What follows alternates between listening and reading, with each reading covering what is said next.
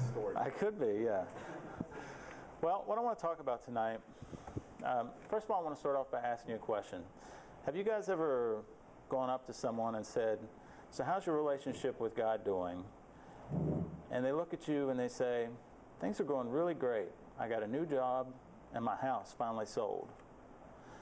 And you kind of, you want to be supportive, so you think, well, you say, well, that's good. But at the same time, in the back of your mind, you're thinking, that's not what I asked you. And the flip side to that is, have you ever went up to somebody and talked to them and said, so how's your relationship with God doing? And they look at you and they say, it's been horrible, man. I've been fighting with my wife for the last week. And you try and be supportive and you say, that's, I'm sorry to hear that. I'll pray for you. But in the back of your mind, you're thinking, I didn't ask you how your relationship was with your wife.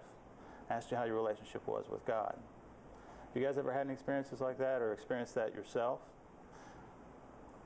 I think for all of us on some level, we all do this. I know for myself, it's very subtle, but I think on some level we all do it. I don't know if this is something that's just kind of programmed in our DNA from days, long ago, whenever people thought they had to please the gods, and if things were going bad, they had to do sacrifices to please the gods, or maybe do a rain dance or something. I don't know where that comes from exactly, but if I'm completely honest with you guys, we're in a series, this worship series, what is the appropriate response to God? If I'm completely honest with you, I would say that it's much easier for me to find an appropriate response to God when things are going well in my life.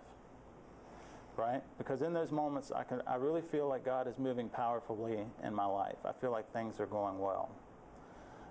And if I'm being equally real with you guys, I would also say that when things are going badly in my life, when things are not going well, sometimes it's difficult for me to find the appropriate response to God. Because if I'm completely honest in those times, sometimes God feels pretty distant in those times. And sometimes I feel like maybe God doesn't care in those times. Those are just feelings that I get from time to time, that if I'm being completely real with you guys, and I think we can all relate to that on some level. So what I want to talk about tonight is, what is the appropriate response to God when things in your life are not going well? So, what is the appropriate response to God when it hurts, so to speak? So for me, as I reflect back over my relationship with God, I can see how in difficult times in my life, I responded one of three ways, okay?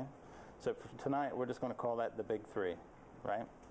And the first one is to be distracted, right?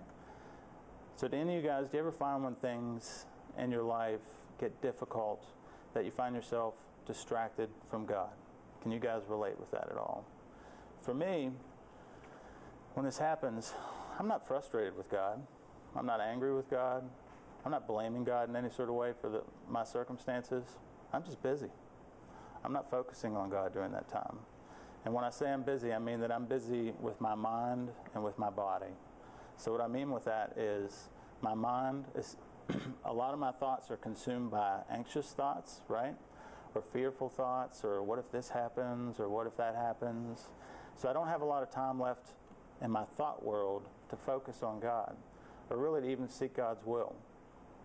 And with my body, when I say with my body, what I mean with that is just, I'm physically running around like a crazy person just trying to make things right. I'm just trying to keep my head above water. We've all had that feeling where things are going rough in your life and you're just running around trying to keep your head above water, right? And I just have this thought that at some point, someday I'm going to stand before God and we're going to be going through my life and He's going to come to these points and He's going to look at me and say, Will, why didn't you seek me out during these times? And if I'm going to be honest with God, which I'm assuming I'm going to have to be honest with God, I'll look at Him and I'll say, I was just too busy running around to seek your will on this. But what that does, when I actually stop and think about it, what that does is it disconnects me from the vine.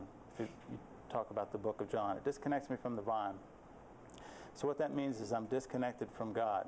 So I'm unable to receive the grace, which is the ability to get through that situation, and I'm unable to receive the peace that I so desperately am looking for in those times. And equally, that God is so desperately to give me in those times. So that's distraction. Okay? Not really angry at God. I'm just not focused on God. I'm really distracted.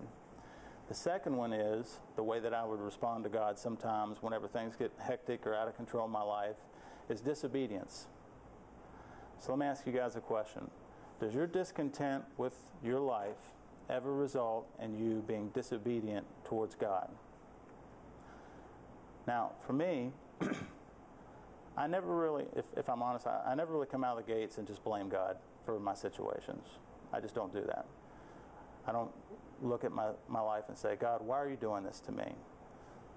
A flip to that, a much more subtle side to that, where I do have a tendency, the capability to go from time to time, is not, God, why are you doing this to me? But God, why aren't you taking this away from me? Right? And it's in that frustration, in that moment, in that limbo where I'm thinking, God, you're not causing this, but you're not taking it away from me either. I'm suffering here. It's in that limbo where sometimes I find myself in disobedience. And it happens in one of two ways.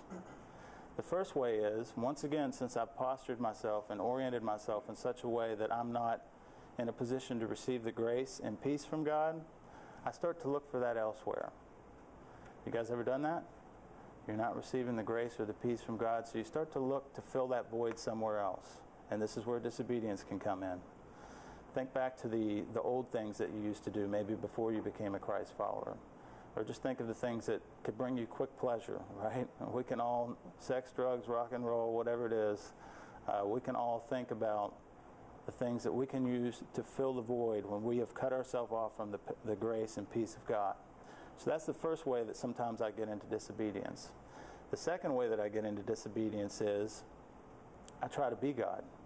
And what I mean by this is I find myself in a situation where I look around and I don't see a light at the end of the tunnel. And we've all been there. We're in a situation that's just like, I don't see an end to this anytime soon.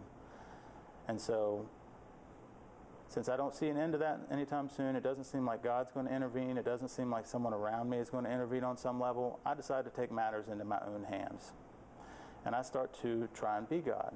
And in the process, I start to do things that not only am I not seeking God's will in those actions, but they downright don't honor God through those actions.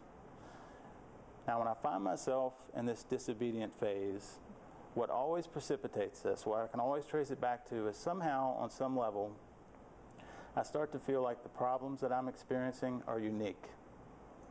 I start to feel like the problems that I'm experiencing are in some way special, that other people don't understand it, and that even God doesn't understand it, because He's not intervening, right? Now I want to read you guys a list here. And I want you to see as I read through this list, if currently in your life, anything that you're experiencing or anything that you're feeling applies to anything that I'm saying here in this list. The first one is, I've got no money, right? I'm all alone. I've been betrayed by the person or the people that I love.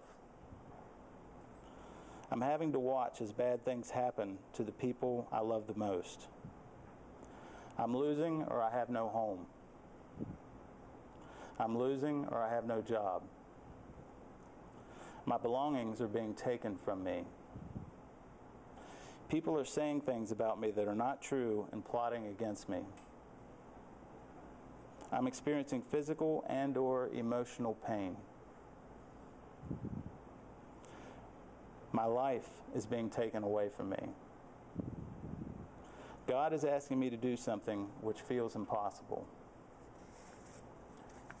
Anything on that list that anybody can relate to? You know, really when I read that list and when I think about that list, I can genuinely say that every problem that I've ever had or every problem that I could ever foresee myself having in the future falls under that list, right? But guys, this is where our Savior really shines, because that list was not based on my life at all. I took that list off of the life of Jesus Christ.